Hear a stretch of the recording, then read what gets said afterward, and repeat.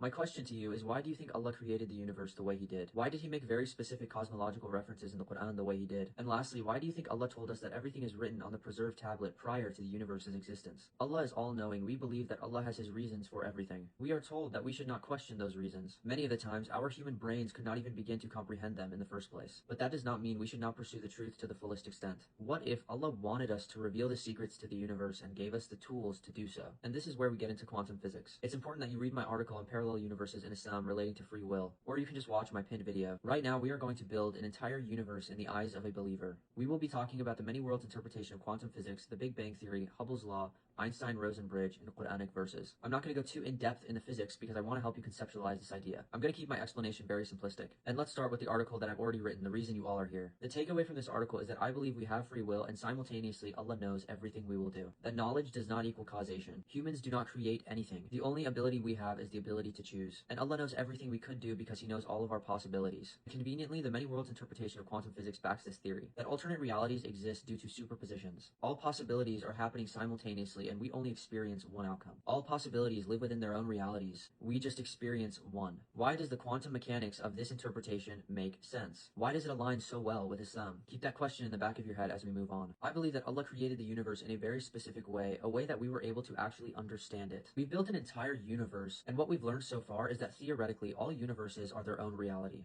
And each universe and reality connected by a wormhole, the Einstein-Rosen bridge. The Einstein-Rosen bridge connecting to the many worlds interpretation of quantum physics. And just like the many worlds interpretation, we are not able to experience more than one reality. We are not able to go to another universe. It is theoretically impossible for us to travel through wormholes. Why do you think that is? Now what I want to do is go back to every single point and tell you where exactly it was explicitly mentioned in the Quran. Now I already mentioned all the Islamic context in my pinned video for the many worlds interpretation, so we're going to skip that. We're going to talk about a verse in the Quran that mentions the expansion, and it's pretty straightforward actually. Allah says in the Quran, "And the heaven we constructed with strength, and indeed we are expanding it." Could have used any other word. Why use the word expansion? Next, the Big Bang Theory. At 0 seconds, the universe was in an extremely hot and dense state. In the Quran, He says that He turned to the heaven while it was smoke. Why use the word smoke? Next, phase 3, when protons and neutrons combine to form simple nuclei, mainly helium and hydrogen. In the Quran, Allah says, "Have those who disbelieve not considered that the heavens and the earth were a joined entity, and we separated them, and we made from water every living thing." Guys, what does water consist of?